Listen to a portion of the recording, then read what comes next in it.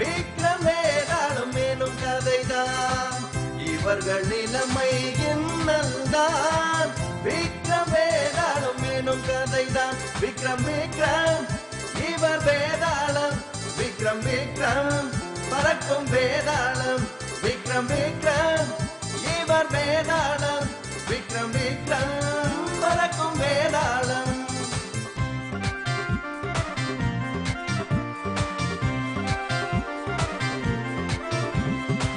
வாரந்தோறும் போகதை பார்க்கும் உள்ளம் துள்ளுமே.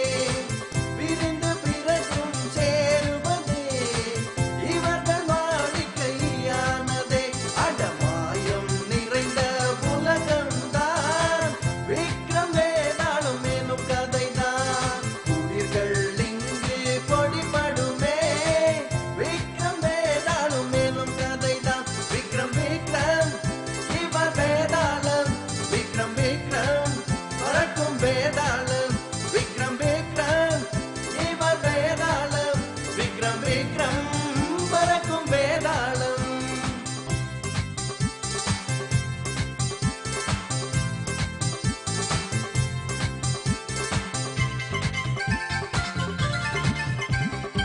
நீரில் சேரா எண்ணெயை போல் இருக்கும் இவர்களின் உறவுதான்.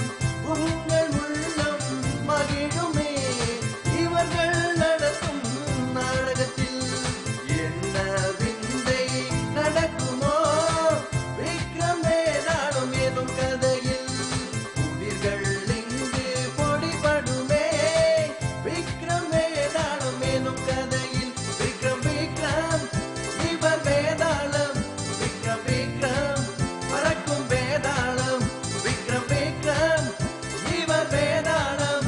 விக்ரம் விக்ரம் பறக்கும் வேதாளம்.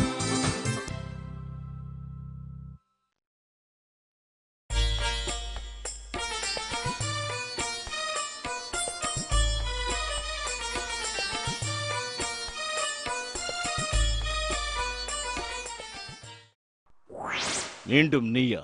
தோல்வியை ஒப்புக்கொள். இந்த காட்டில் நேரத்தை வீணடிக்காதே.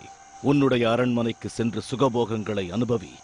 கொடுத்த வாக்கை நிறைவேற்றும் வரை நான் ஓய மாட்டேன் வேதாளமே. என்னுடன் வந்துவிடு, இல்லை என்றால். ஆகட்டும் ஆகட்டும், உன் விருப்பப்படியே ஆகட்டும். நிபந்தனை ஞாபகம் உள்ளதா? பயணத்தின் போது நான் சொல்லும் கதையை நீ கவனமாக கேட்க வேண்டும். இடையில் ஒரு வார்த்தை கூட நீ பேசக்கூடாது. மீறினால் நான் பறந்து சென்று விடுவேன். 2 நண்பர்களின் கதை இது. பிரஜ்முக்த் பனாரஸை ஆண்ட மன்னரின் மகன் அவர். இன்னொருவர் ரத்னராஜ், மந்திரியின் மகன் அவர். ஒரு நாள் இருவரும் வேட்டையாட புறப்பட்டனர்.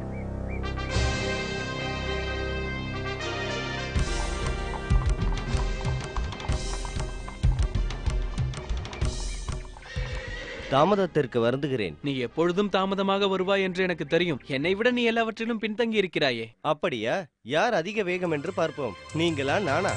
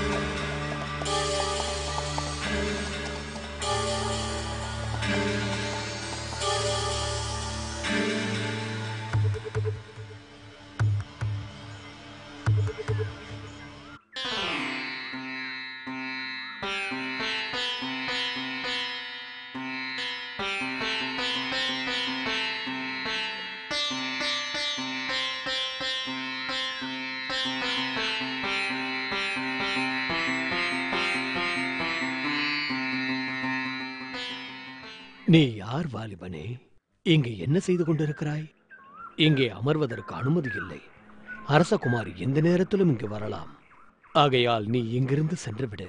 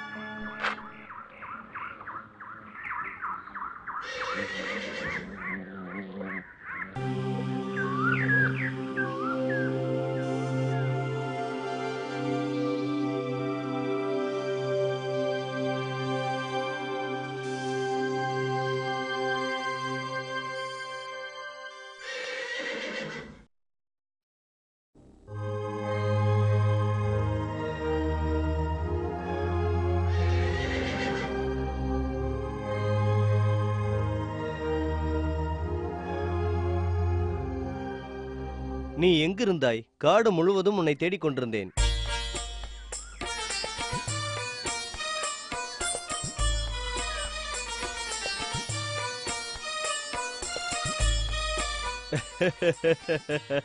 நீ எதுக்கு சிரிக்கிற? நான் அவங்கள விரும்புறேன். அவங்க ஏன் இப்படி நடந்துகிட்டாங்கன்னு தெரியல. எனக்கு உதவுறதுக்கு பதிலா நீ ஏன் சிரிச்சுக்கிட்டு இருக்க? வெகுளியா இருக்கீங்க.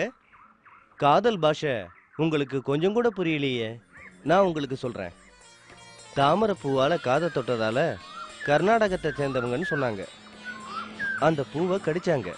அதாவது தன்சேனோட மகள்னு சொன்னாங்க. காலால அந்த பூவை மிதிச்சாங்க. அதாவது அவங்க பேரு பத்மாவதி. அந்த பூவை நெஞ்சோட அணைச்சாங்க. அதாவது அவங்க உன்னை காதலிக்கிறாங்கன்னு அர்த்தம். ஓ அப்படியா? நாம் அவர்களை தேடி போகலாமா? அதற்கு நாம இப்ப கர்நாடகம் போகணும். புறப்படலாமா? தயாரா? உங்கள் ஆணைப்படி நடக்கட்டும்.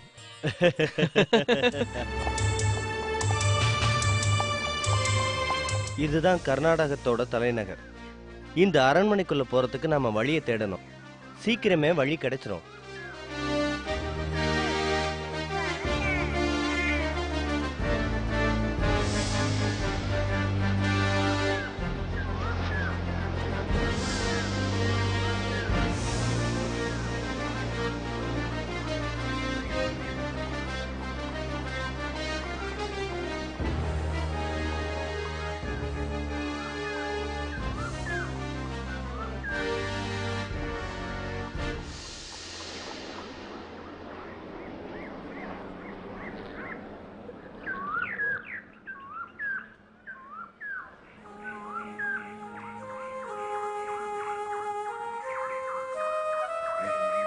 கவலைப்படாதீங்க, நாங்க உங்களை கூட்டு போறோம். இதற்கு முன்னால் உங்களை பார்த்ததே இல்லை. நீங்கள் ஊருக்கு புதுசா? ஆமா ஆமா, நாங்க இந்த ஊருக்கு புதுசு. கல்யாணத்துக்காக நீங்க இதெல்லாம் வாங்குனீங்களா? இல்லை இல்லை, இந்த வயதில் எனக்கு கல்யாணமா?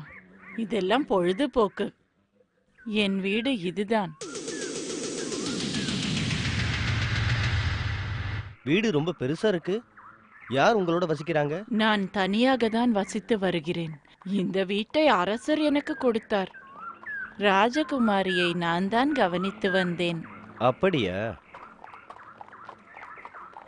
ஆமாம், ராஜகுமாரி பத்மாவதியை பார்த்து கொண்டவள் நான் தான்.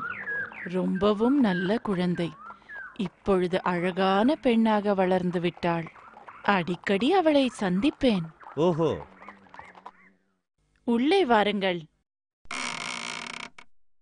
வீடு ரொம்ப அழகா இருக்கே, அதுலயும் நீங்க இவ்வளவு சுத்தமா வச்சிருக்கீங்க. நன்றி.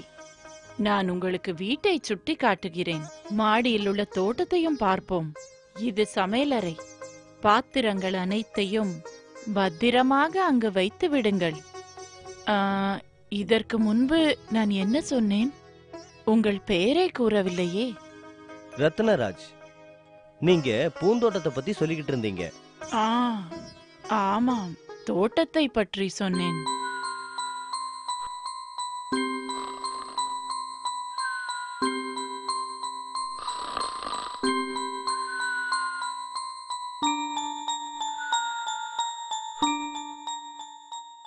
இளவரசே, உங்களுக்கு ஒரு நல்ல செய்தி இருக்கு.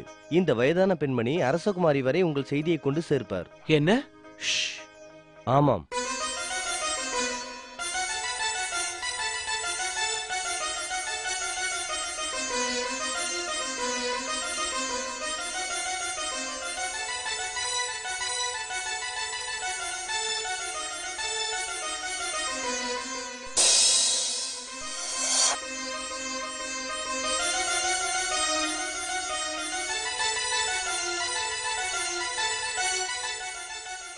ராஜகுமாரி உங்களை பௌர்ணமி போன 10வது நாள் சந்திக்க சொல்லியிருக்காங்க. ராஜகுமாரா,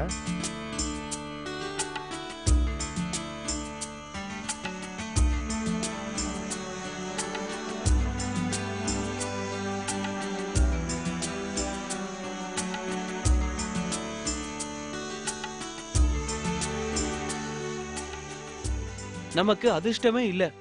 கொஞ்சம் கால தாமதம் ஆயிடுச்சு. அவங்களுக்கு கல்யாணம் நிச்சயம் ஆயிடுச்சு. இனிமே ஒண்ணும் செய்ய முடியாது. நாங்க சந்திக்கிறது இதுவே கடைசி முறையா இருக்கும். கவலைப்படாதீங்க, நான் சொல்ற மாதிரி செய்யுங்க. இந்தாங்க. இது என்ன? நீங்க பத்மாவதியை சந்திக்கும் போது அவங்க நகைகளை பறிச்சுக்கிட்டு இந்த ஆயுதத்தால அவங்க உடம்ப காயப்படுத்திருங்க. என்ன சொல்ற நீ? நீ சொல்றதை என்னால செய்ய முடியாது. நீங்க இளவரசியை கல்யாணம் பண்ணிக்கணும்னா நான் சொல்ற மாதிரி செய்யுங்க. நண்பன் சொன்னபடியே பிரஜ் முகுத்தும் செய்தார். மறுநாள் ரத்னராஜ் சந்தையில் நகைகளை விற்க புறப்பட்டார். அப்படி விற்கும் பொழுது அரச காவலாளிகளால் பிடிக்கப்பட்டார். அது அரச குடும்பத்தைச் சேர்ந்தது என்று தெரிய வந்தது. அரச ஆபரணங்கள் உங்களுக்கு எப்படி கிடைத்தது? நீங்கள் கூறாவிட்டால் உங்களுக்கு மரண தண்டனை விதிக்கப்படும். என்னை கொன்று விடாதீர்கள் அரசே, நான் திருடவில்லை. நேற்று இரவு ஒரு சூன்யக்காரி என்னை கொல்ல வந்தாள்.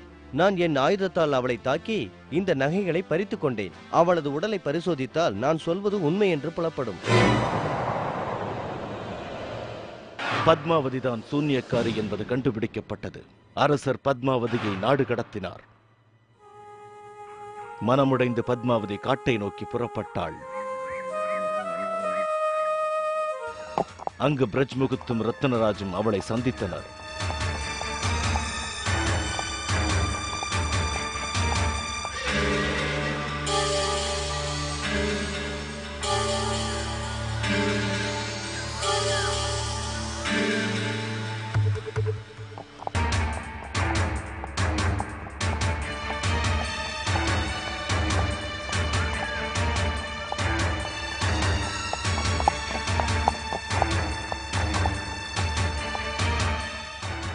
இப்போது சொல், இளவரசியின் இந்த அவல நிலைக்கு யார் காரணம் விக்ரமாதித்யா?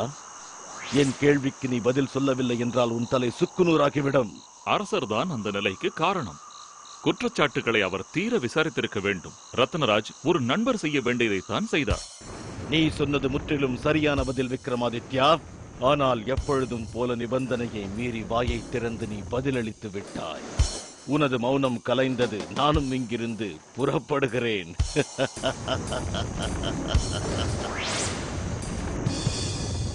நீ என்னிடமிருந்து தப்ப முடியாத வேதாளமே, உன்னை பிடித்து விடுவேன். ஆமா, விக்ரம் வேதாளம் கதை கேட்கறதுக்கு ரொம்ப நல்லா இருந்துச்சு. அதுக்கப்புறம் என்ன ஆச்சு வாயு மாமா? வேதாளத்தை விக்ரம் முனிவர் கிட்ட கூட்டிட்டு போனாரா? ஆமா வாயு, சொல்லுங்களேன். அப்புறம் என்ன ஆச்சு? ஆமா வாயு, தயவு செஞ்சு சொல்லுங்களேன். சொல்லுங்க. சரி சரி சொல்றேன், கூச்சல் போடாதீங்க. நாளைக்கு இதே மாதிரி ஒரு கதையை சொல்றேன். ஆனா நீங்க எல்லாரும் நல்ல பசங்களா இருக்கணும். நீங்க சொல்றபடியே செய்றோம் வாயு. ஓகே ஃப்ரெண்ட்ஸ், நாளைக்கு நாம இங்க சந்திப்போம். நான் இப்ப புறப்படுறேன். எனக்கு நேரம் ஆயிடுச்சு. நன்றி வாயு. By by Vayu.